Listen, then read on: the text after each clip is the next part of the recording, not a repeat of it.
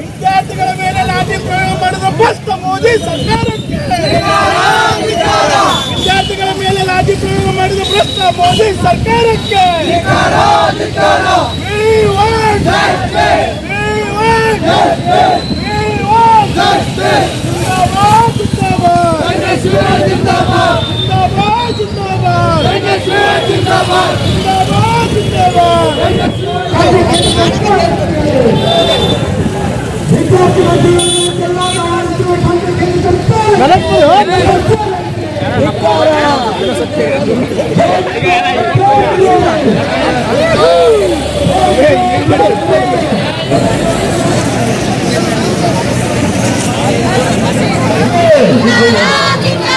ರಾಜೀನಾಮೆ ಕೊಡಬೇಕು, ಶಿಕ್ಷಣ ಸಚಿವ ರಾಜೀನಾಮೆ ಕೊಡಬೇಕು. ಜಿಂದಾಬಾದ್ ಜಿಂದಾಬಾದ್ ಜಿಂದಾಬಾದ್ ಜಿಂದಾಬಾದ್.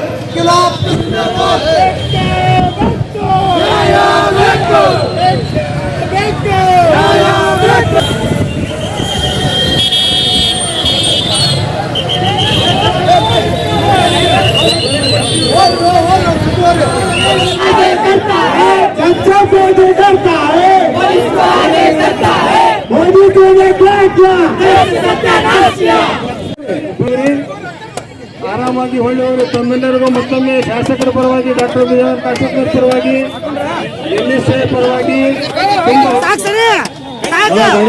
ನಿಂತಾವ್ ದಯಮಾಡಿ ಎಲ್ಲ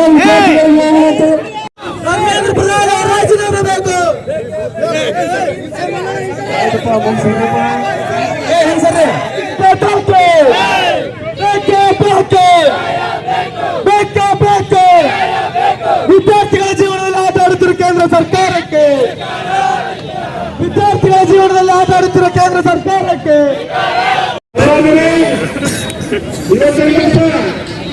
ಈ ಒಂದು ಪ್ರತಿಭಟನೆ ಹಮ್ಮಿಕೊಳ್ಳಲಿಕ್ಕೆ ಕಾರಣ ನಮ್ಮೆಲ್ಲರಿಗೂ ಈಗಾಗಲೇ ಬಂದಿದೆ. ಕಳೆದ 1 ತಿಂಗಳಿನಿಂದ ಜನತಾ ಈ ದೇಶದ ಲಕ್ಷಾಂತರ ಯುವಕರು ತಮಗಾದಂತ ಅನ್ಯಾಯದ ಬಗ್ಗೆ, ಅದರಲ್ಲಿ ವಿಶೇಷವಾಗಿ ನೀಟ್ ಪೇಪರ್ ಎಕ್ಸಾಮ್ ಲೀಕ್ ಬಗ್ಗೆ ತಮ್ಮ ವಿರೋಧವನ್ನು ವ್ಯಕ್ತಪಡಿಸಿ ಕೇಂದ್ರ ಸರ್ಕಾರದ ಶಿಕ್ಷಣ ಸಚಿವರಾದಂತ ಧರ್ಮೇಂದ್ರ ಪ್ರಧಾನ್ ಅವರ ರಾಜೀನಾಮೆಯನ್ನು ಕೇಳಿ ಕಳೆದ 1 ತಿಂಗಳಿನಿಂದ ಅಲ್ಲಿ ಸತ್ಯಾಗ್ರಹವನ್ನು ನಡೆಸ್ತಾ ಇದ್ದಾರೆ. ಅತ್ಯಂತ ಹಿರಿಯ ಹೋರಾಟಗಾರರು ಸೋನು ಮಾನ್ಸಿಂಗ್ ಅವರು ಕೂಡ ತಮ್ಮ ಉಪವಾಸ ಸತ್ಯಾಗ್ರಹವನ್ನು ಕೈಗೊಂಡಿದ್ದಾರೆ ಸತತ 25 ದಿನಗಳವರೆಗೆ. ಅದೇ ರೀತಿಯಲ್ಲಿ 2 ದಿನಗಳ ಹಿಂದೆ ನಮ್ಮ ರಾಷ್ಟ್ರೀಯ ನಾಯಕರಾದಂತ ಸನ್ಮಾನ ಶ್ರೀ ರಾಹುಲ್ ಗಾಂಧಿ ಅವರ ನೇತೃತ್ವದಲ್ಲಿ ಶ್ರೀ ಮಲ್ಲಿಕಾರ್ಜುನ ಖರ್ಗೆ ಸಾಹೇಬರು, ಪ್ರಿಯಾಂಕಾ ಗಾಂಧಿ ಅವರು, ಮುಖ್ಯಮಂತ್ರಿಗಳಾದಂತ ಡಿ ಕೆ ಶಿವಕುಮಾರ್ ಅವರು, ನಮ್ಮ ಶಾಸಕರಾದಂತ ಸನ್ಮಾನ ವಿಜಯ ಕಾಶಪ್ಪನವರ ಸಾಹೇಬರು ಕೂಡ ಆ ಒಂದು ದಿಲ್ಲಿಯ ಪ್ರತಿಭಟನೆಯಲ್ಲಿ ಪ್ರಧಾನಮಂತ್ರಿಗಳ ಮುಂದೆ ಪ್ರತಿಭಟನೆ ಮಾಡಿರುತ್ತಾರೆ. ನಾವು ಇವತ್ತಿನ ದಿವಸ ಈ ಪ್ರತಿಭಟನೆ ಹಮ್ಮಿಕೊಂಡಿರುವ ಉದ್ದೇಶ, ನಮ್ಮ ಸರ್ವೋಚ್ಚ ನಾಯಕರಾದಂಥ ರಾಹುಲ್ ಗಾಂಧಿ ಅವರು ವಿದ್ಯಾರ್ಥಿಗಳ ಭವಿಷ್ಯಕ್ಕಾಗಿ, ವಿದ್ಯಾರ್ಥಿಗಳೇ ಇನ್ನು ಮುಂದೆ ಈಗ ಪೇಪರ್ ಲೀಕ್ ಆದಾಗ ಆ ತ್ರಾಸನ್ನು ಪಡಿಬಾರದನ್ನ, ಆ ಶೋಷಣೆಯನ್ನು ಪಡಿಬಾರದನ್ನ ದಿಕ್ಕಿನಲ್ಲಿ ಈ ದೇಶದ ಶಿಕ್ಷಣ ವ್ಯವಸ್ಥೆಯಲ್ಲಿ ಅಮೂಲಾಗ್ರ ಬದಲಾವಣೆ ತರಲಿಕ್ಕೆ ಬೇಡಿಕೆಗಳನ್ನು ಇಟ್ಟಿರುತ್ತಾರೆ. ಅವರ ಬೇಡಿಕೆಗಳು ವಿಶೇಷವಾಗಿ ಪ್ರಥಮವಾಗಿ ಧರ್ಮೇಂದ್ರ ಪ್ರಧಾನ್ ಶಿಕ್ಷಣ ಸಚಿವರು ಕೇಂದ್ರ ಸರ್ಕಾರ ಇವರು ರಾಜೀನಾಮೆ ಕೊಡಬೇಕು. ಯಾಕಂತಂದ್ರೆ ಅವರ ಅಧಿಕಾರಾವಧಿಯಲ್ಲಿ 150 ಸಾರಿ ವಿವಿಧ ಎಕ್ಸಾಮ್ಗಳ ಪೇಪರ್ಗಳು ಲೀಕ್ ಆಗಿರುತ್ತವೆ. ಅದರಿಂದ ಸಾಕಷ್ಟು ವಿದ್ಯಾರ್ಥಿಗಳು ನಮ್ದು ಆತ್ಮಹತ್ಯೆಗಳನ್ನು ಕೂಡ ಮಾಡಿಕೊಂಡಿರುತ್ತಾರೆ, ತಮ್ಮೆಲ್ಲರಿಗೂ ಗೊತ್ತಿದೆ. ನಮ್ಮ ರಾಹುಲ್ ಗಾಂಧಿ ಅವರ ಬೇಡಿಕೆ ಇದೆ, ಧರ್ಮೇಂದ್ರ ಪ್ರಧಾನ್ ಅವರು ರಾಜೀನಾಮೆ ಕೊಡಬೇಕು. ಆತ್ಮಹತ್ಯೆ ಮಾಡಿಕೊಂಡಂತ ಎಲ್ಲ ವಿದ್ಯಾರ್ಥಿಗಳಿಗೆ ಸೂಕ್ತವಾದ ಕಾಂಪನ್ಸೇಷನ್ ಕೊಡಬೇಕು. 3ನೇದಾಗಿ ಈ ಒಂದು ಪರೀಕ್ಷಾ ಪದ್ಧತಿಯಲ್ಲಿ ಅಮೂಲಾಗ್ರ ಬದಲಾವಣೆ ತರಬೇಕು. ಮುಂದೆ ಈ ತರಹದ ಎಕ್ಸಾಮಿನೇಷನ್ ಪೇಪರ್ ಲೀಕ್ ಆಗಲಾರ್ದಂಗೆ ನೋಡಿಕೊಳ್ಳಬೇಕು. ಮತ್ತು ಈ ನೀಟ್ ಹಗರಣದಲ್ಲಿ ಯಾರ್ಯಾರು ಭಾಗಿಯಾಗಿದ್ದಾರೆ ಅವರಿಗೆ ಉಗ್ರ ಮತ್ತು ಕಠಿಣ ಶಿಕ್ಷೆಯನ್ನು ಒದಗಿಸಬೇಕು. ಹೀಗೆ ಇಂಥವು ಹಲವಾರು 6 ಬೇಡಿಕೆಗಳನ್ನು ಇಟ್ಟು ಅವರು ಅಲ್ಲಿ ಕೇಂದ್ರದಲ್ಲಿ ಹೋರಾಟ ಮಾಡ್ತಾ ಇದ್ದಾರೆ. ಪಾರ್ಲಿಮೆಂಟ್ ಒಳಗಡೆ ಪಾರ್ಲಿಮೆಂಟ್ ಹೊರಗಡೆ ಎರಡೂ ಕಡೆ ಅವರು ಹೋರಾಟ ಮಾಡ್ತಾ ಇದ್ದಾರೆ. ಅವರ ಹೋರಾಟಕ್ಕೆ ಬೆಂಬಲಾರ್ಥವಾಗಿ ನಾವು ಇವತ್ತು ಈ ಒಂದು ಪ್ರತಿಭಟನೆ ಹಮ್ಮಿಕೊಂಡದ್ದು. ಈ ಒಂದು ಪ್ರತಿಭಟನೆಯನ್ನು ನಮ್ಮ ಇಳಕಲ್ ತಾಲೂಕಿನ NSA ಘಟಕ ತನ್ನ ನೇತೃತ್ವದಲ್ಲಿ ಏರ್ಪಡಿಸಿದೆ.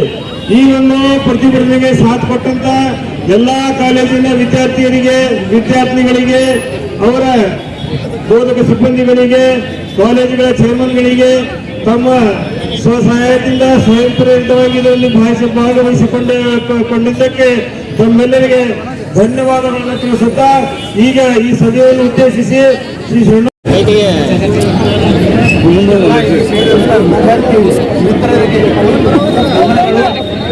ಈಗಾಗಲೇ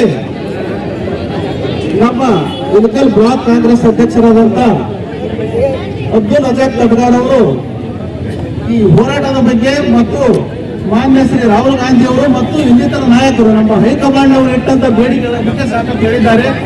ಸಾಕಷ್ಟು ಚರ್ಚೆ ಇದೆ ಸೋಷಿಯಲ್ ಮೀಡಿಯಾ ಮತ್ತು ಪ್ರಿಂಟ್ ಮೀಡಿಯಾದಲ್ಲಿ ಸಾಕಷ್ಟು ನೋಡ್ತಾ ಇದ್ದೀವಿ.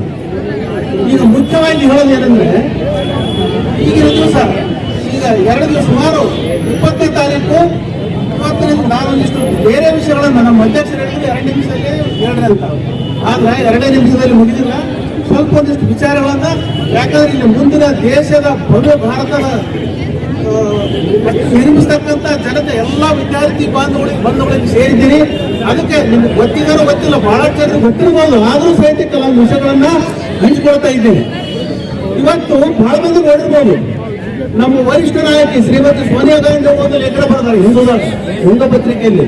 ಅದು ಅದರ ಬಗ್ಗೆ ನೀಟು ಮತ್ತು ಅಲ್ಲಿ ನಡೆದಂತ ವಿದ್ಯಾರ್ಥಿಗಳ ಮೇಲೆ ನಡೆಯುತ್ತ ಪ್ರವಚನದ ಬಗ್ಗೆ. ತದನಂತರ ಯೋಗೇಂದ್ರ ಯಾದವ್ ಅನ್ನೋರು ಹೋರಾಟಗಾರರು, ರೈತಪರ ಚಿಂತಕರು, ದೇಶದ ಬಗ್ಗೆ ಕಳಕಳಿಯುಳ್ಳವರು, ವಿದ್ಯಾರ್ಥಿಗಳ ಬಗ್ಗೆ ಹೋರಾಟದ ಬಗ್ಗೆ ಅವರು ಸಾಕಷ್ಟು ಗಣಕಂಪ ತೋರಿಸಿದಂತ ವ್ಯಕ್ತಿಗಳು ಅವರು ಮುಂದುವರಿದ್ದಾರೆ. ಅದಕ್ಕಿಂತ ಹೆಚ್ಚಾಗಿ NTA ಅಂದ್ರೆ ನ್ಯಾಷನಲ್ ಟೆಸ್ಟಿಂಗ್ ಏಜೆನ್ಸಿ ಏನಿದ್ರು ಇದೆ, ನೀಟ್ ಎಕ್ಸಾಮ್ ನಡೆಸ್ತಕ್ಕಂಥ ಹೊಂದಂತ ಸಂಸ್ಥೆಯ ಬಗ್ಗೆ CPI ಒಬ್ರು ಸುಧಾದಾಸದವರು ಒಬ್ರು ಎಂಟುಗಳು ಒಂದು ಪ್ರಶ್ನೆ ಕೇಳತ್ತಾರೆ. ನಿನ್ನೆ ರಾಜ್ಯಸಭೆಯಲ್ಲಿ ನಡೆದಂತ ವಿಷಯ ಇದು. ಅವ್ರ ವಿಷಯಕ್ಕ ಎಜುಕೇಶನ್ ಮಿನಿಸ್ಟರ್ ಪ್ರಧಾನರಲ್ಲ, ಧರ್ಮೇಂದ್ರ ಪ್ರಧಾನರು ಅಲ್ಲ, ಅವ್ರು ಇನ್ನೊಬ್ಬರು ಸ್ಟೇಟ್ ಮಿನಿಸ್ಟರ್ ಅಂತ ಇರ್ತಾರೆ. ಅವರು ಲಿಖಿತ ಉತ್ತರ ಕೊಟ್ಟಾರ. ಲಿಖಿತ ಉತ್ತರ ಏನಂತ, ನ್ಯಾಷನಲ್ ಟೆಸ್ಟಿಂಗ್ ಏಜೆನ್ಸಿ ಪ್ರಾರಂಭವಾದದ್ದು 2018ರಲ್ಲಿ. ಸೋನಿಯಾ ಗಾಂಧಿ ಅವರು ಸಹಿತ ಅದೇ ಹೇಳಿದ್ದಾರೆ. ಏನು ಸೋನಿಯಾ ಗಾಂಧಿ ಅವರು 1-2 ನಿಮಿಷ ಹಿಂದಕ್ಕೆ ತಲೆ ಹಾಕೋಣ. ಈ ಮುಂಚಿತವಾಗಿ NUP ನಮ್ಮ ವಿದ್ಯಾರ್ಥಿಗಳ ಮೇಲೆ ಹಲ್ಲೆ ಮಾಡಿಲ್ಲ. ಅದರಲ್ಲಿ ಬಿಜೆಪಿಗಳ ಕಳಿಸಿದಂತ ಗುಂಡಾಗಳು ಸಹಿತ ವಿದ್ಯಾರ್ಥಿಗಳ ಮೇಲೆ ಬಲವನ್ನು ಪ್ರದರ್ಶನ ಮಾಡಿದ್ದಾರೆ. ನೀವೇನಾದ್ರೂ ಬಿಜೆಪಿಯವರು ವಿದ್ಯಾರ್ಥಿಗಳ ಮೇಲೆ ಹಲ್ಲೆ ಮಾಡಿದ್ದಲ್ಲೇ ಆದ್ರೆ ಒಬ್ಬ ಕಾಂಗ್ರೆಸ್ ಕಾರ್ಯಕರ್ತರನ್ನ ಶವಗಳ ಮೇಲೆ ನೀವು ಅದನ್ನು ಹೋಗ್ಬೇಕಾಗತ್ತೆ ಅಂತೇಳಿ ನಾವು ಈ ಮೂಲಕ ನಮ್ಮ ಕಾಂಗ್ರೆಸ್ ಪಕ್ಷದ ವತಿಯಿಂದ NSUI ಹಾಗೂ ದೇಶದ ಎಲ್ಲ ನಮ್ಮ ವಿದ್ಯಾರ್ಥಿಗಳಿಗೆ ನಾವು ನಮ್ಮ ಬೆಂಬಲವನ್ನು ಸೂಚಿಸುತ್ತೇವೆ. ಹಾಗೂ ನಮ್ಮ ನಾಯಕರಾದಂತ ಸನ್ಮಾನ್ಯ ಶ್ರೀ ರಾಹುಲ್ ಗಾಂಧಿ ಅವರನ್ನು ಕೂಡ ಯಾವ ತರ ಒಂದು ಸಾಮಾನ್ಯಕ್ಕಿಂತ ಸಾಮಾನ್ಯ ಜನರನ್ನ ಯಾರೋ ಒಬ್ಬರು ಅಪರಾಧಿನ ಹೆಂಗ ತಗೊಂಡು ಹೋಗ್ತಾರ ಆ ರೀತಿ ಪೊಲೀಸರು ಅರೆಸ್ಟ್ ಮಾಡಿ ತಗೊಂಡೋಗಿದ್ದಾರೆ. ಇದನ್ನ ಎಲ್ಲರೂ ಜನ ನಿಮ್ಗೆ ಉತ್ತರ ಕೊಡ್ತಾರ. ಬರುವಂತ 29ರ ಚುನಾವಣೆಯಲ್ಲಿ ನಿಮ್ಮನ್ನ ಏನ್ ಮಾಡ್ಬೇಕಂತ ಹೇಳಿ ಈ ದೇಶದ ಜನ ತೀರ್ಮಾನ ಮಾಡ್ತಾರೆ ಅಂತ ಹೇಳಿ ನಾ ಈ ಒಂದು 2 ಮಾತು ಆಡಕ್ಕೆ ಅವಕಾಶ ನೀಡಿ ಅಂತ ನಮ್ಮ NSUI ಘಟಕ